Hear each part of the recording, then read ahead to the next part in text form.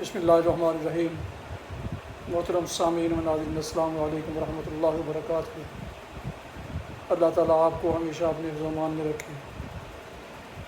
کڑوے گلاب سلسلے کا ولاگ شروع کرتے ہیں۔ یہ ولاگ اور اس کا مضمون جناب محمد سلیم بٹ صاحب کی کتاب اشم نشر سے لیا گیا ہے۔ شروع کرتے ہیں آج کا ولاگ۔ عنوان ہے اب فیصلے کی گھڑی ہے۔ عالمی سطح پر جو سب سے بڑا مسئلہ ہے وہ دہشت گردی کا آسیب ہے۔ ہمیں خود احتسابی کرتے ہوئے جرأت سے فیصلہ کرنا ہوگا کہ یہ ہماری ماضی کی غلطیوں کا نتیجہ ہے۔ جب ہم ملٹری ملا الائنس کے تحت جہادیوں کو پروان چڑھاتے رہے، فنڈز سے حوصلہ افزائی کرتے رہے، آج دنیا ہم پر یہ الزام لگا رہی ہے کہ ہم دہشت گردوں کے لیے محفوظ جنت ہیں، اور دنیا میں جہاں بھی کوئی دہشت گردی ہوتی ہے بدقسمتی سے اس کے کھرے ہمارے قبائلی علاقوں سے آن ملتے ہیں یا ملا دیے جاتے ہیں۔ بھارت اور امریکہ کی ناراضی کو تو ہم دشمنی پر محمول کر سکتے ہیں، لیکن ہمارے قریبی دوست چین اور ایران بھی ہم سے ناراض ہوتے ہیں۔ دنیا ہمیں غیر ذمہ دار جنگجو ریاست کے طور پر جاننے لگی ہے، جس کے پاس ایٹمی طاقت ہونے کے ساتھ ساتھ دنیا کی چھٹی بڑی فوج بھی ہے۔ دنیا کا الزام یہ ہے کہ اپنے قبائلی علاقوں پر ہماری حکومتی رٹ نہیں ہے۔ ہم وہاں دہشت گردوں کی پناہ گاہوں کو ختم کرنے میں سنجیدہ نہیں ہیں، جبکہ وہاں عرب، چیچین، ازبک، تاجک، یمنی، مصری دہشت گرد پوری دنیا پر حملوں کی منصوبہ بندی کر رہے ہیں، اور جب انہیں ڈرون حملوں سے مارا جاتا ہے تو ہم اس پر بھی احتجاج کرتے ہیں۔ یہ عالمی تشویش ہے جو ہمارے بارے میں ہے۔ اب وقت آ گیا ہے کہ ہمیں تسلیم کرنا ہوگا کہ ہم فرقہ وارانہ لسانی صوبائیت کے خانوں میں ایک بٹی ہوئی قوم ہے، جہاں لاؤڈ سپیکر تک کو نفرت پھیلانے کے لیے استعمال کیا جا رہا ہے۔ اپنے بارے میں دنیا میں پائے جانے والے اس تاثر کو ختم کرنے کے لیے ہمیں غیر معمولی جرأت مندانہ اقدامات اٹھانے ہوں گے، اور اس بات کو یقینی بنانا ہوگا کہ آئندہ کسی صورت میں کسی ملک کے خلاف پاکستانی سرزمین استعمال نہ ہونے پائے، اور اس سلسلے میں تمام علاقوں بشمول شمالی وزیرستان پر حکومتی رٹ قائم کرنا لازمی ہوگا۔ خطے میں بہت سی دور رس سیاسی تبدیلیاں رونما ہوئی ہیں۔ ان میں سب سے اہم ایران کا یورپی ممالک کے ساتھ ایٹمی معاہدہ ہے، جس کے بعد امریکہ اور بھارت کی کوشش ہے کہ وہ ایران کی ایک بندرگاہ کو ترقی دیں تاکہ گوادر کی جغرافیائی اہمیت کو ختم کیا جا سکے، مگر اس کے ساتھ ہی ہمارے لیے کچھ نئے امکانات بھی پیدا ہوئے ہیں۔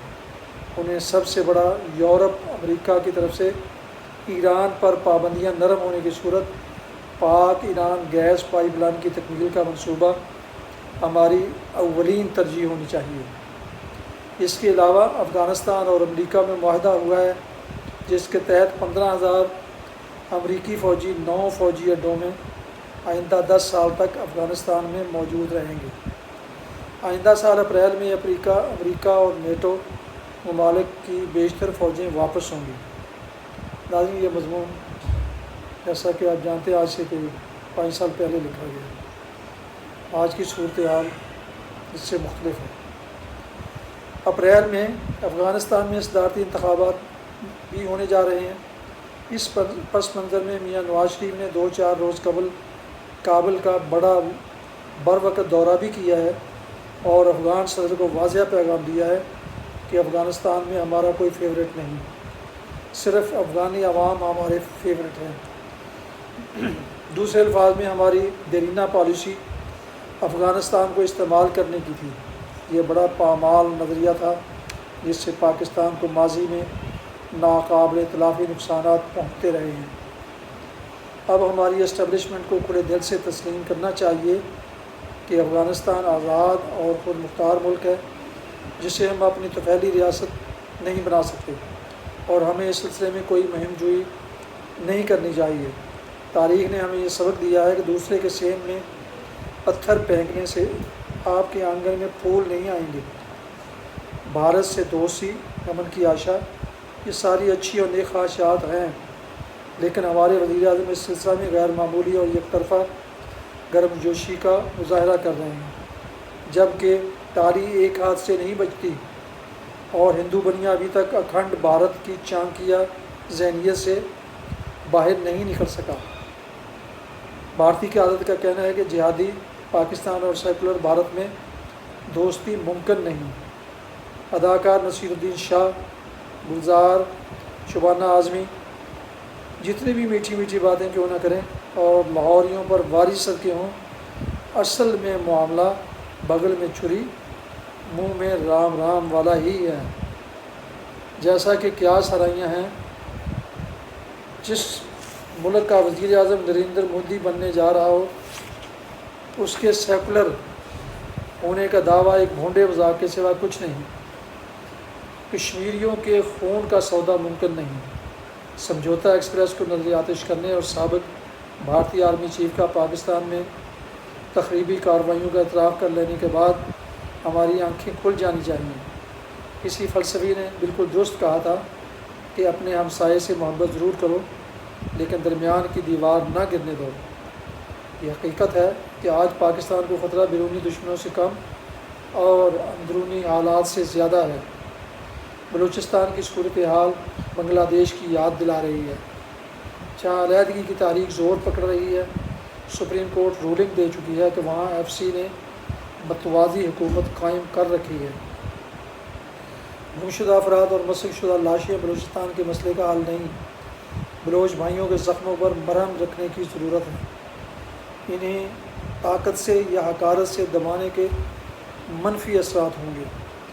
بلوچستان میں بھارتی مداخلت کے ثبوت شرم الشیخ میں بھارتی وزیر اعظم کے حوالے کیے جا چکے ہیں، لیکن دشمن سے گرا کرنے کا کوئی فائدہ نہیں۔ وہ تو یقیناً ہماری کمزوریوں سے فائدہ اٹھانے کا کوئی موقع نہیں جانے دیتا، ضائع نہیں کرے گا۔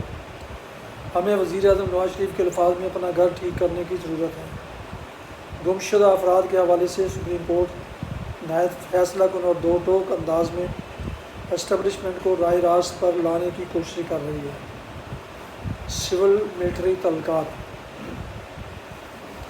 جنرل راحیل شریف پاکستان کے 15ویں سپہ سالار کے طور پر سامنے آئے ہیں۔ بار بار کی فوجی مداخلتوں نے پاکستان کے جسم پر گہرے نشان لگائے ہیں۔ امید کرنی چاہیے کہ عسکری سوچ میں جوہری تبدیلی وقوع پذیر ہوگی اور وہ سیاست میں عدم مداخلت کو اپنا مرکزی اصول بنائیں گے اور آئین پاکستان کی اصل روح کے مطابق سول حکومت کے احکامات کی تکمیل کو اپنا فرض اولین جانیں گے۔ ادھر جمہوری حکومت کے لیے رہنما اصول یہ ہونا چاہیے کہ اگر وہ بار بار فوج کے خون کے خطرے کو ختم کرنا چاہتی ہے تو اسے قوم کی زندگی کے اندر موجود اندھیروں، مہنگائی اور کرپشن کے ناسور کو جڑ سے اکھاڑ پھینکنا ہوگا۔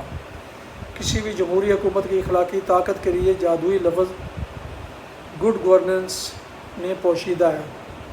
ہمارے حکمران جتنی جلدی اس باریک نکتے کو سمجھ لیں، اتنا ہی بھاری بوٹوں کی چاپ سے قوم کو دور رکھ سکیں گے۔ معاشی اصلاحات۔ لینن نے کہا تھا کہ سیاسی آزادی خواہ کتنی ہی کیوں نہ دی جائے، اگر معاشی صورتحال بہتر نہ بنائی جائے تو وہ بیکار ہے۔ خوش قسمتی سے پاکستان کے وزیر اعظم نواز شریف جو ایک کامیاب تاجر کی شہرت رکھتے ہیں، ان کے ریکارڈ میں موٹر وے، ایٹمی دھماکہ، لاہور میٹرو بس سروس جیسے کامیاب منصوبے ہیں۔ اب وہ توانائی کے بحران کو حل کرنے کے لیے دور رس اصلاحات کر رہے ہیں۔ ان کی حکومت کے ابتدائی 5 ماہ میں کرپشن کا کوئی داغ موجود نہیں۔ وہ تاجروں کو سرمایہ کاری کی ترغیبات اور ٹیکس چھوٹ دے رہے ہیں، لیکن انہیں تاجروں سے ٹیکس کی وصولی کو بھی یقینی بنانا چاہیے، جو پاکستان میں جی ڈی پی کا محض 9% ہے، جبکہ بھارت میں 16% ہے۔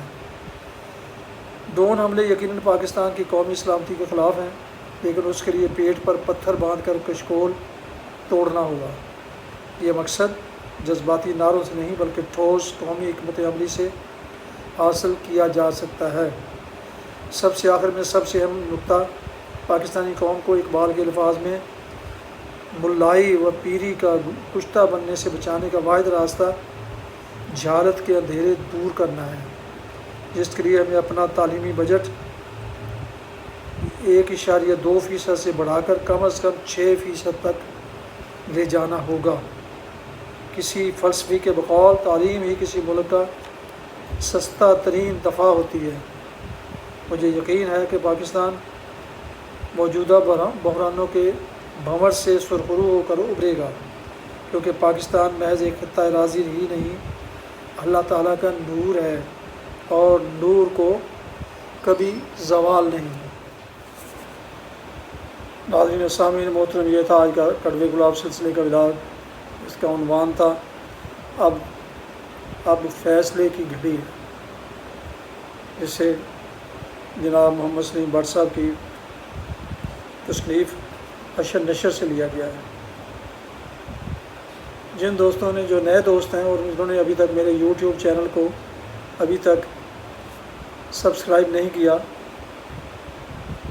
یعنی میرا یوٹیوب چینل ہے BA رشیدی کو سبسکرائب نہیں کیا، وہ اسے سبسکرائب کر کے، لائک کر کے، بیل آئیکن کو ضرور کلک کر دیں، تاکہ آئندہ آنے والے نوٹیفیکیشن ایسے دلچسپ اور معلوماتی ولاگز ان کو باقاعدہ اور بروقت ملتے رہیں، اور مناسب سمجھیں تو دوستوں سے بھی شیئر کریں، تاکہ یہ معلومات ان تک بھی پہنچیں اور ان کے علم میں بھی اضافہ ہو۔ اللہ تعالیٰ آپ کا حامی و ناصر ہو، اللہ تعالیٰ آپ کو اپنے حفظ و امان میں رکھے، آمین۔ دعاؤں میں والدین کے علاوہ، پاک وطن کے علاوہ، دوستوں اور اس ناچیز کو بھی ضرور یاد رکھیے گا، اپنا بھی بہت خیال رکھیے گا۔ السلام علیکم ورحمۃ اللہ وبرکاتہ۔ پاکستان زندہ باد۔